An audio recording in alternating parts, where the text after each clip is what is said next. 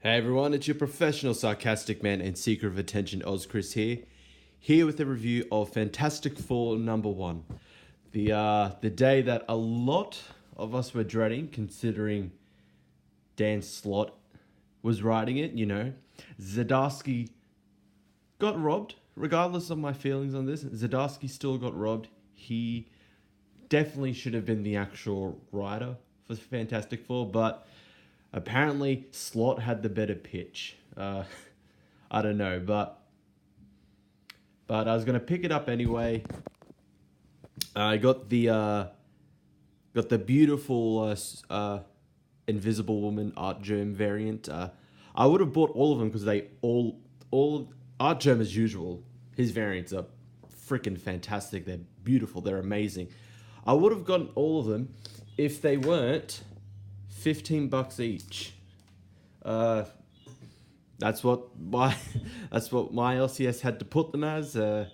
Unfortunate, but I can do with one. I'll just get one anyway. So I picked the Sue variant because very beautiful as usual. But we'll get into the story. So this obviously takes place sometime after the adventures of Marvel 2-in-1, and in a way it essentially kind of spoils how Marvel 2-in-1 will end. They never find the Fantastic Four. They do make it back, obviously, and it seems to be that whatever was messing with their powers seems to be back to normal, as Johnny is just willy nilly just using his powers, despite the fact in Marvel 2-in-1, they were losing their powers because the rest of the Fantastic Four aren't with them, so they have a connection there's a connection with all four of them, and with two of them not in their universe, the other two's powers are starting to diminish and dwindle, and obviously that was shown more with the Johnny. He couldn't flame on as long as he could.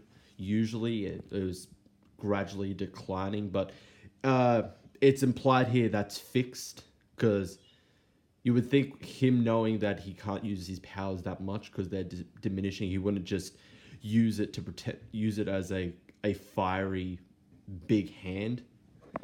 But continue on, somebody shoots off a Fantastic Four flare, and Johnny races off. He's like, yep, this is it, this is the time. I mean, duty calls, and more importantly, it means they're back.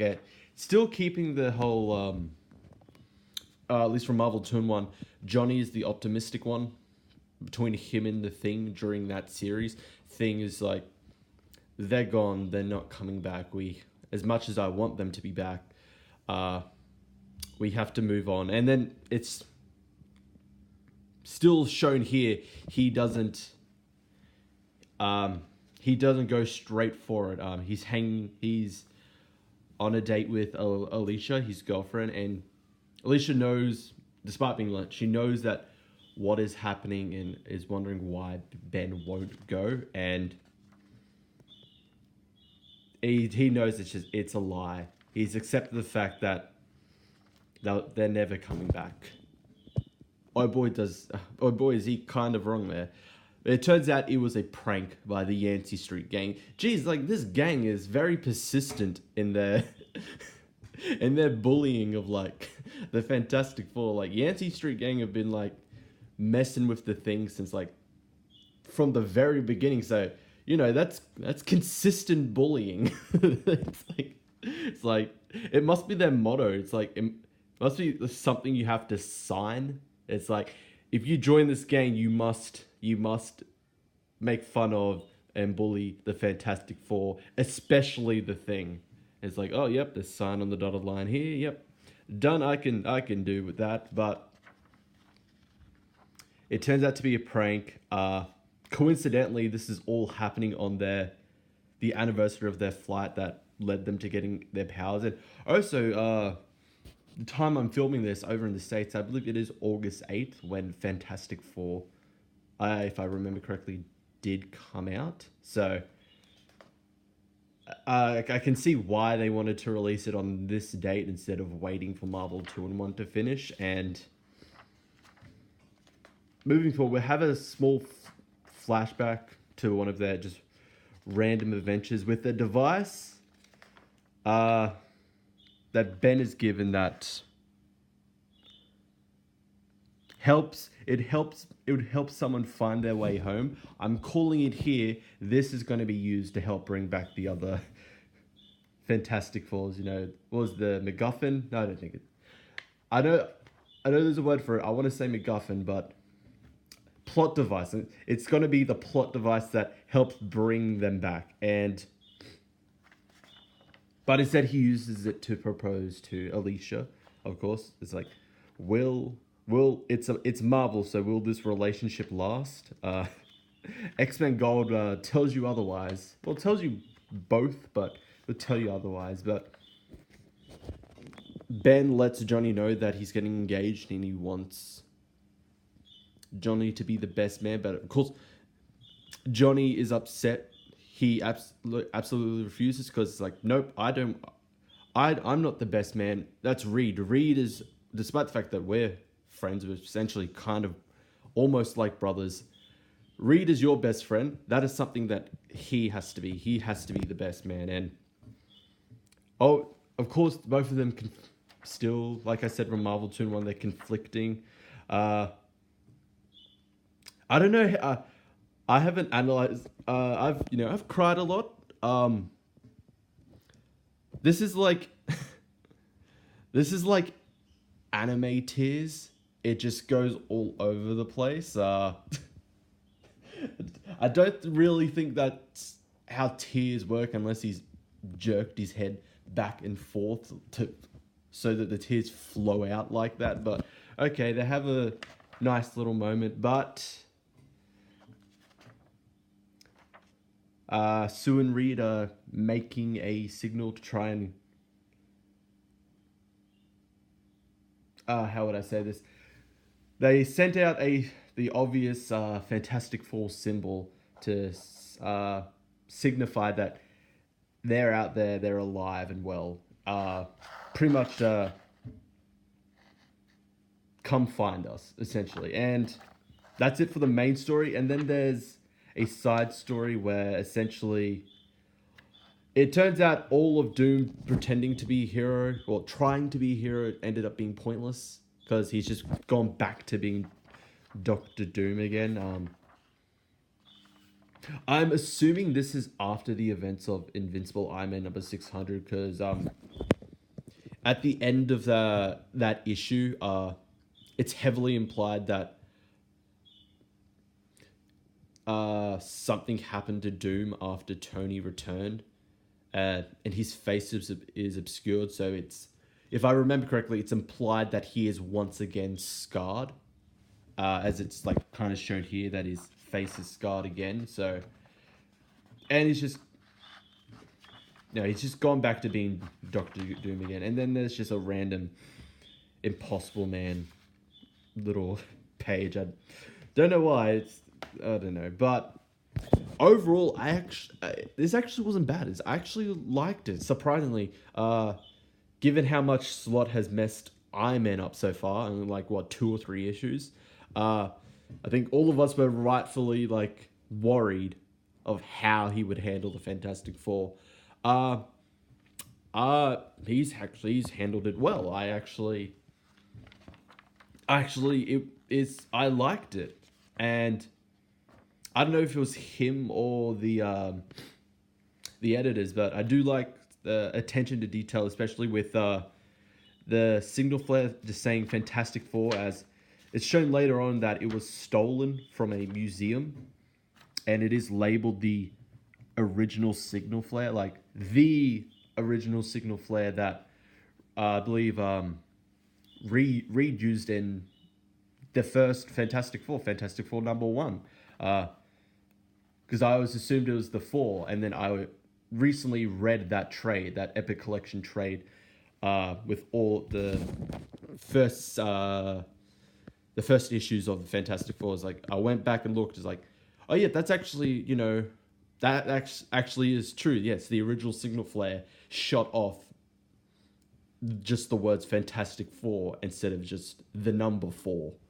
So good attention to detail there. Art I like for art I definitely like the art for the majority of it. Yes. Uh, my only gripe with it is that it doesn't feel like the start of a Fantastic Four, of a new Fantastic Four series. And I said this on today's Thursday, so Wednesday, probably Wednesday for anyone in the States, for everyone in the States. I said this on Twitter to weaponize Nerd Rage, because he did a post about that. And I said that while I like it, this feels more like a finale to Marvel 2-in-1, not the start of a Fantastic Four series. Because the whole kind of build up to this number 1 is that they're back, the Fantastic Four are back, not just the Thing and Human Torch. You got Mr. Fantastic, you got the Invisible Woman, everyone, the whole family is back, and the whole team is back finally after the events of Secret Wars. They're finally back together, and they don't. It's only at the, apart from the flashbacks and pictures, this is the only time that Reed and Sue appear, and they're essentially both partially obscured. We know that it's Reed and Sue, but you don't fully see them, and the whole premise of this first issue was that all of them are back together as a team again. But no, it felt more like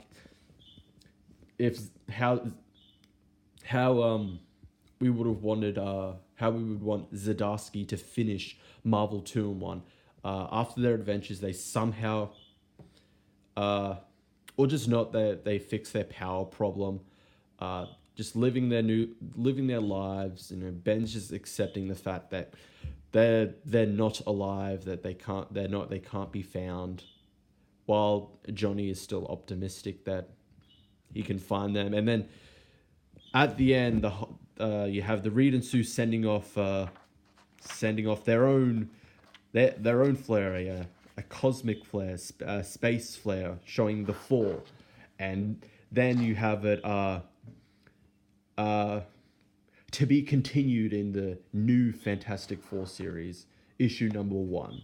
That's how Marvel 2-in-1 should end, and this is how this Fantastic Four number 1 starts. It feels more like a finale to Marvel 2-in-1 than it does as a new issue for Fantastic Four. Despite that, I actually liked it. I did like Fantastic Four number 1. I'm going to be cautious because it is Slott. It is Dan Slott. He could mess this up later on, but so far he's had a good start. He's had a good start with it. I'll give him that. He had a good start. And is it worth the price? The standard like $9.99. I don't know. I didn't really. Apart from that Impossible Man page, like it really didn't. It was just a comedic page. There didn't really seem to be anything I would want to kind of cut out. I don't know, but I'll say kind of. It's kind of worth the price, but that's up to you and your wallet to decide. But that's it for the video. Leave a like, subscribe, leave a comment, hit the notification bell if you haven't already. Check out my Twitter, check out my previous videos, and I will see you all next time.